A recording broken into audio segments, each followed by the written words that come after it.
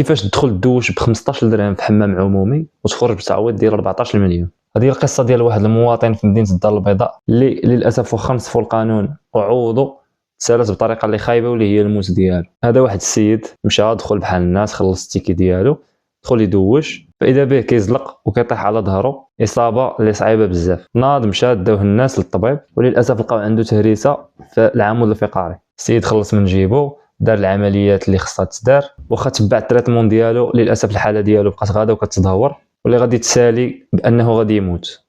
القصه هنا ما كتساليش، بالعكس هنا عاد كتبدا.